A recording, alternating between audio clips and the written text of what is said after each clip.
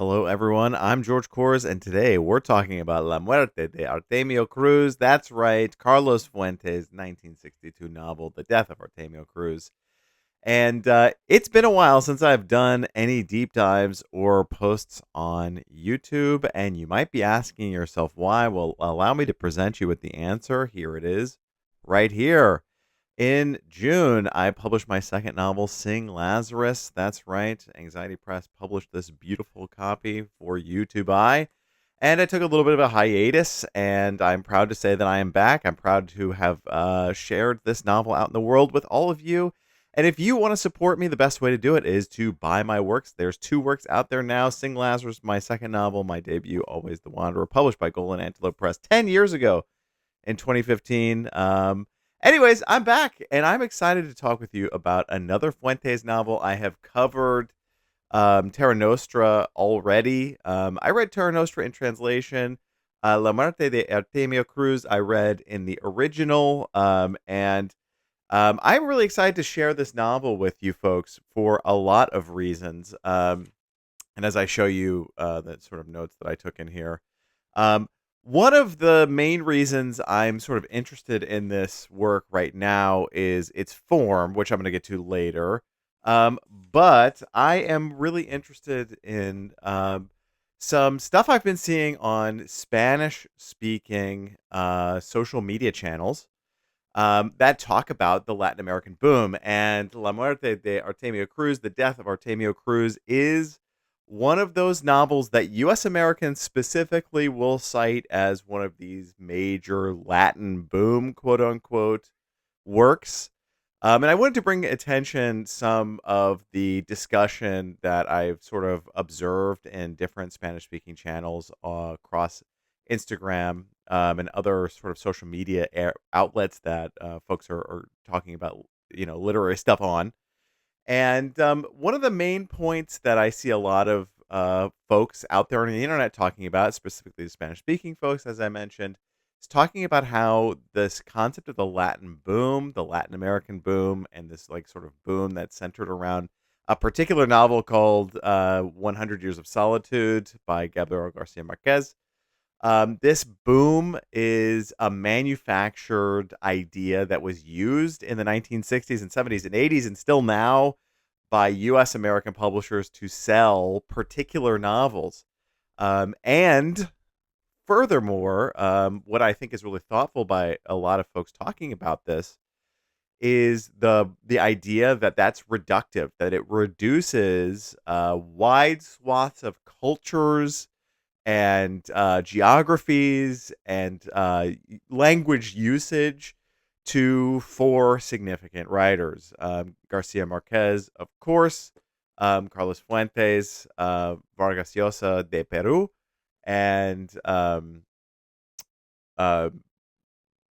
Julio Cortázar of fame of Hopscotch Rayuela. And I think that that's actually very compelling and interesting critique there. I think, Latin boom is a generalization term that I think we see a lot of individuals in literary circles in the U.S. Using. And that might be something that has then extended further to other English language reader circles. I'm not, familiar with the folks who are talking about, let's say, Peruvian or Argentine or, Mexican literature in England, for example. So I can't speak for them, or Australia either, or South Africa, or anywhere else in the world where English as a hegemonic language is used for the um, literary circle and sort of discourse that people engage in. But because Fuentes is one of those authors who is often cited as a major voice in the Latin American boom, I wanted to bring this up and sort of let my viewers perhaps have a chance to go out and sort of explore some of these ideas that maybe the Latin American boom idea is reductive and it does reduce some of our views of what a wide sort of literature could be, because every country does have a really rich literary history, and that is just part of culture, is our literature. There are very few objects that so readily and um, excellently allow us to express culture as novels, and our writing and poetry. It's definitely something to consider for those of us out there who are engaged in these other literatures, whether that's through translation or in the original. And I just wanted to bring that up before diving into La Muerte de Artemio Cruz here. And while we're here talking about that, I have noticed on the channel that I haven't been doing as good a job of featuring a wider swath of writers from Spanish speaking countries. So I wanted to highlight a few of the novels that I'm looking forward to reading soon, and hopefully we'll be bringing onto the channel. And I'll start off with Arranca mi la vida, which I believe is translated into the English as "Rip My Heart Out." Mexican novelist here, Mastreta. I'm looking forward to reading this. I don't know much about it, but I am looking forward to sort of a more contemporary Mexican author who is a woman, and I'm looking forward to that. Found this at a resale shop recently. Another is Saab, which actually this is allegedly one of the only abolitionist novels from colonial Spain. Abolitionist, not in the contemporary usage of abolishing prisons, but abolitionist in the historical usage of abolishing the institution of capitalist slavery. Um, and I am really looking forward to reading this as well as from a historical perspective, as well as from a sort of colonial imperialist perspective as well, sort of looking into that. Um, and then the last one I'm looking forward to is Las Aventuras de la China Iron. This is sort of response writing, something I've talked about on the channel before. And this response writing is focusing on responding to Martin Fierro, which is a famous sort of national identity poem of Argentina. And Martin Fierro has this wife that's basically goes unnamed throughout this epic poem. Las Aventuras de la China Iron is sort of response writing, contemporary response writing to that. And I hear very good things about it as well. So I'm looking forward to including more in there, and also just trying to break down some of these perceptions of the only valid, Spanish language literature being boom literature. So I just want to, say I really appreciate everybody who's out there talking about this and bringing up these ideas. I think it's important to be really critical in that discourse. Okay, so that brings us back to Carlos Fuentes and La Muerte de Artemio Cruz, the death of Artemio Cruz. Um, I think that this 1962 novel is really exceptional. I don't see a lot of folks talking about it outside of the passing reference to it being a boom novel. I haven't seen a lot of English speaking socials talking about this. So definitely something to consider for folks who are out there. It is in translation. Sam Heilman translated it, and I was fortunate to have a copy that I picked up a while ago that I have poked through since reading it in the Spanish, and I will talk about the sort of interplay there a little bit. I did not exhaustively read this. I looked for a few key things that I'm going to mention here about form later on in there that I was curious about. But it is in translation for everybody who's out there looking for it and who is interested maybe in and diving into something by Fuentes. I mean, if you have watched my video on Terra Nostra, you know that Fuentes was quite quite a challenging author in terms of the material that he created. And I really look forward to reading Terra Nostra in the original coming up soon. But this novel is no exception to that. La Muerte de Artemio Cruz definitely goes hard on both theme and on form. And let's talk some themes first. Um, the death of Artemio Cruz, obviously, it is no spoiler that Artemio is dying. Artemio dies in the book. That is the whole point. It's not a spoiler to sort of view that. And it's a major, major theme throughout because we sort of see Artemio on his deathbed, surrounded by family. Everybody's exerting various different social pressures. You've seen this in film, you've seen this in other novels, this sort of last moment in life type thing. And we get a lot of flashback and sort of interior action that exists in the history of Artemio and his various family members and hangers on. One that is major in that, and an additional theme here is war, specifically the Mexican Revolution. I think for me, it was just really excellent to learn a lot about the Mexican Revolution through the process of reading the novel. It's one of my favorite aspects of reading any novel, is understanding and getting the opportunity to sort of contextualize and learn more about the history that the novel situates. So in this case, for U.S. American viewers out there, or for folks who aren't as familiar with the Mexican Revolution that took place, I think it would be a worthy novel to read just on that aspect, the historical aspect of that, and just some of the thinking and the really sort of unpacking of history that goes in there. Uh, Not just in the moral, immoral, cost of revolution, counter revolution sense, but also in, the way that we view, sort of that Mexican Revolution as a political moment that's still relevant to this day. I think that is super duper relevant. And one thing that I would say, branching off of that I was really pleased with throughout Fuentes' novel here, was discussions of various U.S. Americans that were present within the novel and their sort of perspective, and they sort of kind of interplay that's going on there. And there's definitely an undercurrent to me in my reading of a little bit imperialist criticism of some of those interactions of U.S. Americans and Mexicans during and after the Mexican Revolution.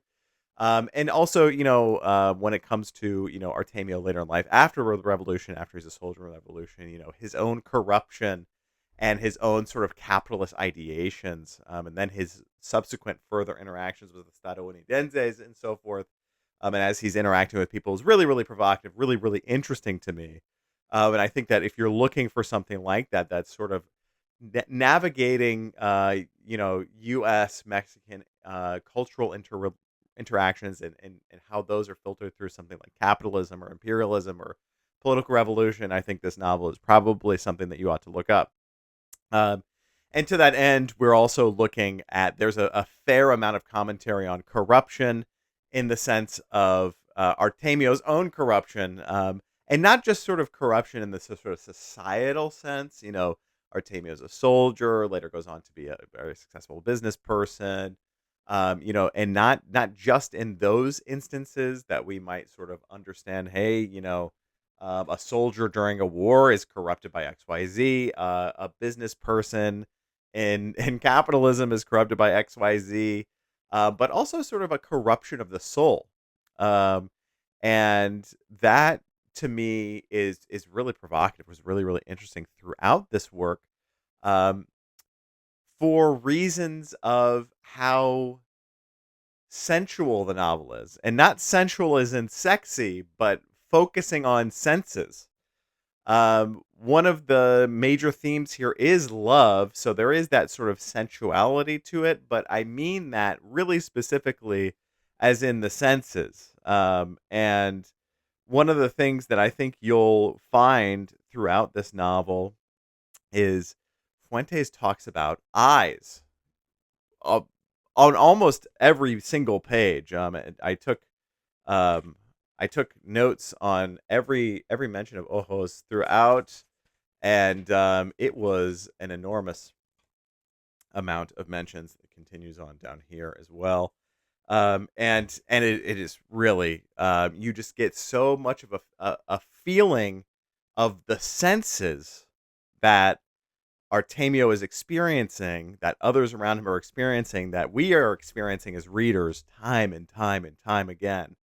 And I'm going to talk about the eyes again later in the form section, but the interplay between war and love and death and corruption, all of these things are sort of filtered through the senses, because not only are eyes mentioned, but ears are mentioned, lips are mentioned. We have just a lot of focus on sort of sensory experience. Um, And I thought that was actually very, very well done. And I thought I was actually really, really, impressed with Fuentes because it did not feel reductive. And you might think, okay, well, how many times can you mention somebody's eyes in passing in a novel? And how many times can you mention eyes being opened or closed and have that be relevant? That's a big thing. Opening the eyes, closing the eyes. Another important image is opening the windows. Artemio wants to open the windows, let the fresh air and light in. Um, you might think that that might feel redundant, and it really does not. Actually, I found it quite fresh. Because one of the things that sort of my one of my expectations about a novel that's focusing on a person's final moments is those being much more psychological moments than moments of sort of sensations. And I thought to that end, La Muerte de Artemio Cruz did a really great job. Fuentes did a very good job in this novel of subverting that expectation of saying, okay, you're alone or maybe surrounded by your family and on your deathbed in the hospital. What are those moments like? And we see just the senses firing off in so many different directions, and then memory about sense firing off in so many different directions. And that is present throughout all those different sections where we focus on the Mexican Revolution, sections where we focus on Artemio the lover or Artemio the corrupt capitalist, and so on and so forth. That is pretty ubiquitous throughout the novel.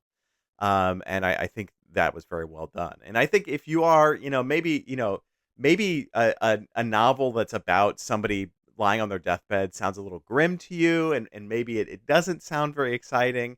Just, know going into this novel that there's so much flashback going on here that it's not always dwelling on this prolonged death that's happening. Instead, you get a lot of action from different places in different years because all of the different all of the different sections are let me just find the index here for all you folks. All the different sections are, different years.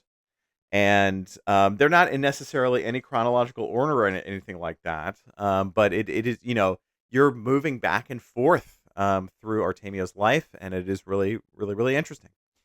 Let's talk about form. Let's talk about the form of this novel because I think I have gone long enough without addressing it. And I think for most readers, the form is going to be the most peculiar thing they interact with here. Which is to say, and I've done this before on the channel, but game respects game in the writerly game. Myself as a novelist and a thinker and a person, I have to, give kudos and flowers where I see it fit. And Fuentes just knocks it out of the park for me on form here. Each section has a very peculiar structure. I think it's a peculiar structure if you're reading very conventional, sort of non-experimental literature. So experimental literature, folks, maybe you guys just pause for a moment and let me talk to everybody who's reading a plot-focused novel out there. Is there plot here? Absolutely. It's rife with plot. There's all sorts of action. That is, a huge part of the novel. Each section, each one of those distinct sort of timed sections, whatever year you're in, begins in the third person, then switches into first person, and then switches from first person into what is highly unusual for speakers of English and readers of English, the second person. And let me just say, in the original Spanish, this is excellently done. Absolutely beautiful. Wonderful, wonderful stuff. And just really, really, really excellent. I think that form is probably going to dissuade some of you out there who are watching this. And I think some folks might be a little hesitant to get into something that has second person as a huge part of it. Second person being you. And when we read it in the Spanish, it's you do this, you do that, you will do this. In the Spanish, you will. It's in the future. You will. And it sounds really strange. It sounds really strange, but the change of the perspective that's happening, where that sort of metaphorical camera is, if that makes sense, from third person to first person to second person, that is so brilliantly done throughout this novel. It is fantastic work. It's poetic. It's insightful. The presence of different tenses and grammar, changing from that third to first to second person is just really, really excellent writing. Fantastic sentences throughout.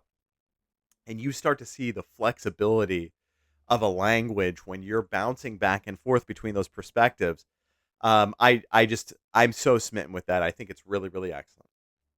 And when it comes down to it, I really that would be my number one reason to recommend this novel to somebody is if you are out there and you want to sort of dip your toe into an experimental novel, and maybe you've read, watched some of the videos on this channel, and maybe something like Hopscotch Rayuela is a little too intense for you. Another one of those boom novels that were, maybe trying to uncouple from being the main focus.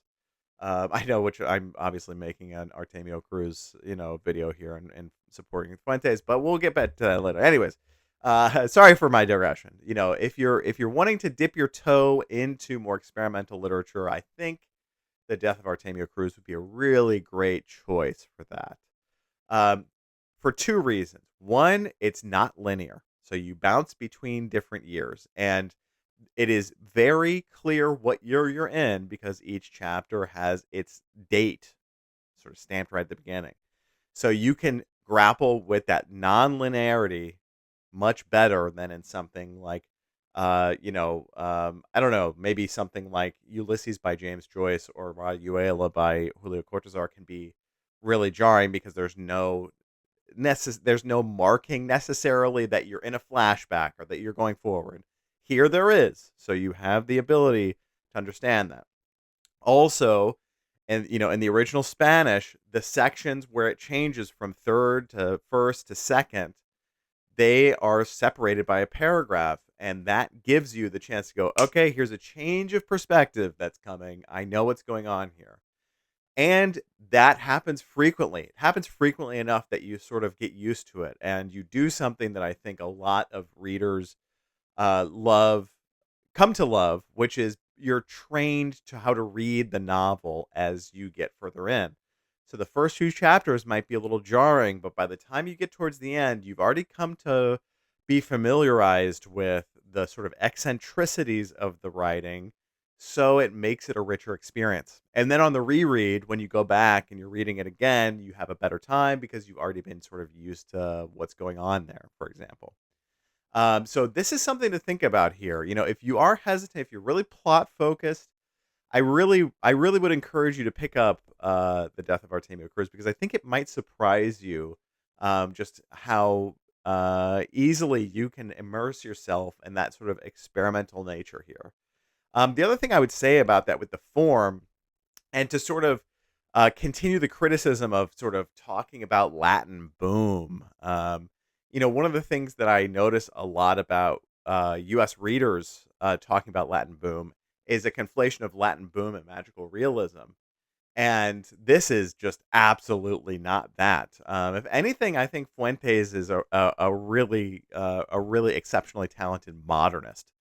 And that, sure, maybe there are modernist novels out there that have some magical realist tendencies in them, and I'm not going to, counteract that right now. But I would say that this is not a magical realist novel. And I think for a lot of U.S. readers, we're thinking Latin boom. We immediately think 100 Years of Solitude.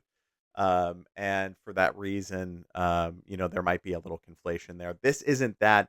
This is some pretty intense psychological literature, and there's of course quite a bit of realism throughout. Um, that said, some of it is really, really interesting, and it's its own thing that I think is really, really, really profound. Um, Continuing on about the form, and I have a recommendation that you can sort of see here later that's going to talk a little bit about this. But one of the things that I would say about Fuentes in this novel is the use of punctuation is extremely, extremely particular. And it, this is where I promised I was gonna talk about the translation a little bit. I poked around in the translation here that I had because I was specifically looking for this. Fuentes in the original Spanish uses the M dash, uses quotation marks and M dash at the same time, and uses M dash and ellipsis. You heard that right. In order to mark dialogue, he's using all these different situations. And let me just open up here in my edition. I'm going to open up to page 266. Oh, no, no, no. Wait, wait, wait. Let me open up to real quick to 154. Let's do this in order, everybody, shall we? So I'm going to open up to 254 in my edition, or 154 in my edition, and you're going to see here that there's usage of both the M dash and the quotation mark at the same time. This is in addition to the M dash on its own, and in addition to the quotation mark on its own. Then later on, we have a really excellent section, which I was just super duper impressed by, on 286 in my edition, where we have the M dash followed by an ellipsis. This is tons of voices all shouting off at the same time. I thought that was just really, really profound and excellent. And then the other section that I would want to point out to everybody is 266 through 268. This is where we start to lose capitalization and punctuation in general. So look at that. This is one of those second person sections.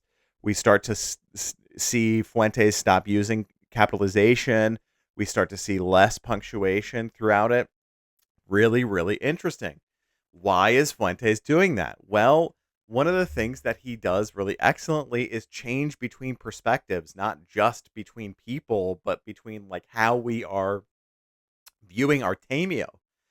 And I think there might be some folks out there who would reduce what he's doing with this to emulating film, when actually I think this is something that film could never hope to achieve, which is using our own language and how we interact with language in our brain and on the page to start to change and focus and move out of focus and pitch and shift what it is that we're understanding these last moments of Artemio Cruz's life.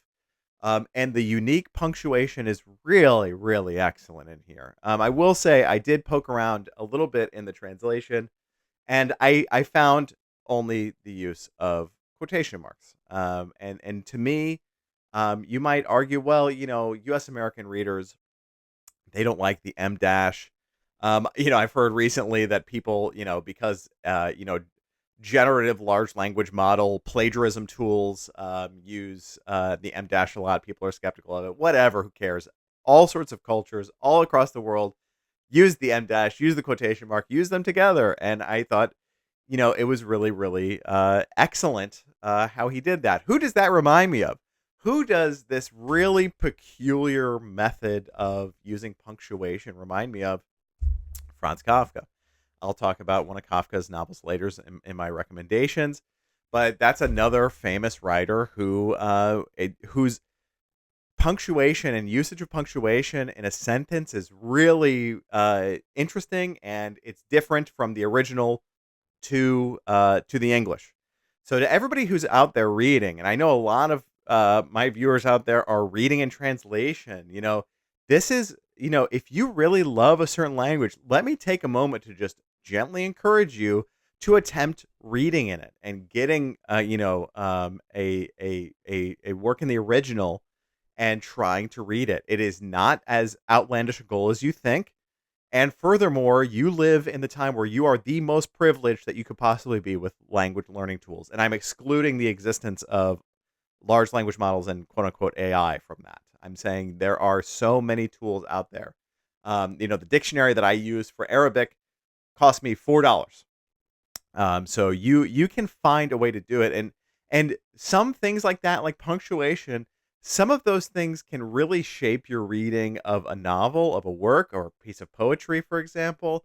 and they can really get lost in the method of translation. Not to knock on translation, keep reading in translation, keep supporting translators, keep centering translators as important to literary process because they're invaluable, and they are sort of one of the cornerstones of global literatures. That said, you're your own person. You can read it in translation and just get a copy in the original, poke around and see what it looks like in the original, see what it looks like on the page, for example. Continuing on, in terms of the form, one of the things that's key here, one of the reasons why I'm calling Fuentes a modernist, is because of his use of repetition. There's repetition throughout. I think one of the most significant the most significant image by a long shot that you're going to see is the eyes, but you'll see all sorts of sensory images. Pardon me. And there's also, one really cool, repeated image that is actually on that section of I think it's yeah, here we go. 268 to 269 that I was referring to. And you sort of take a look at the italicized text there. Throughout this, as in these second person sections, and there's reflections happening in that second person that uses the future tense.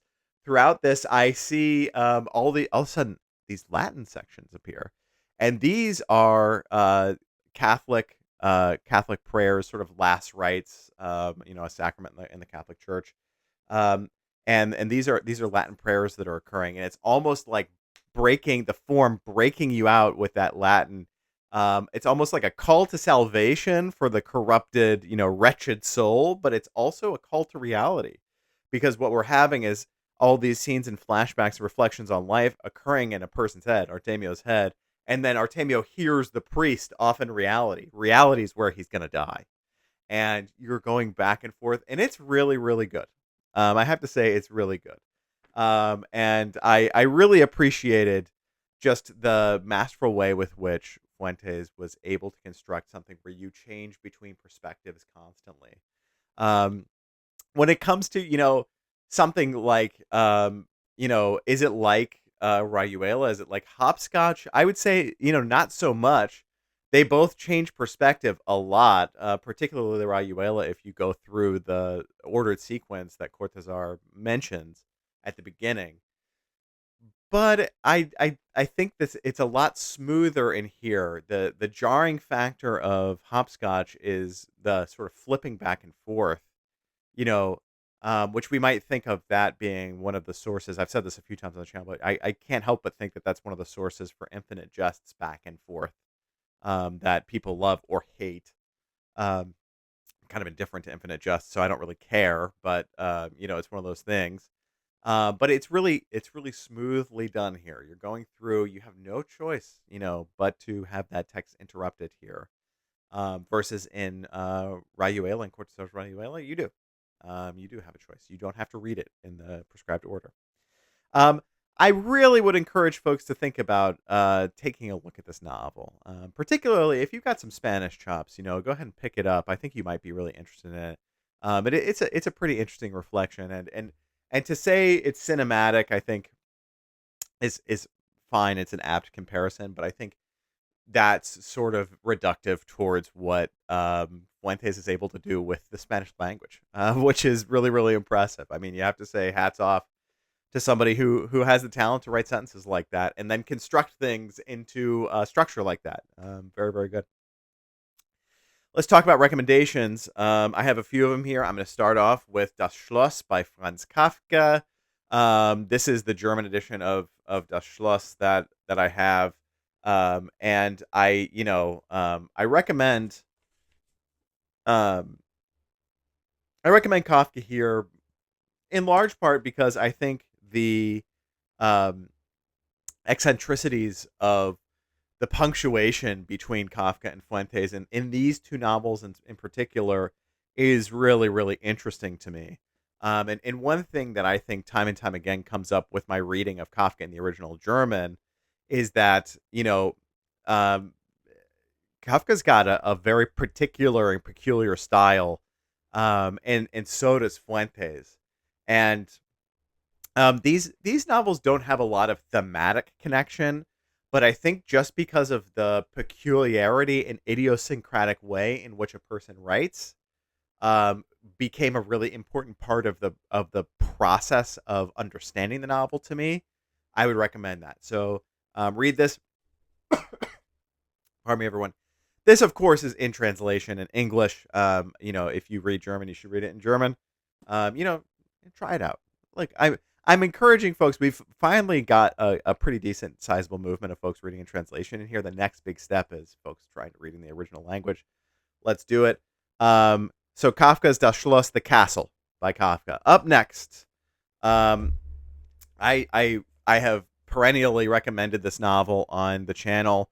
This is Fantasia, an Algerian Cavalcade by Asia Jabbar, translated out of the French by Dorothy S. Blair.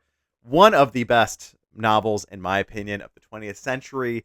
Why do I include it? Because this is a huge experimental and also modernist work that is talking about the Algerian colonial experience as having been colonized by France.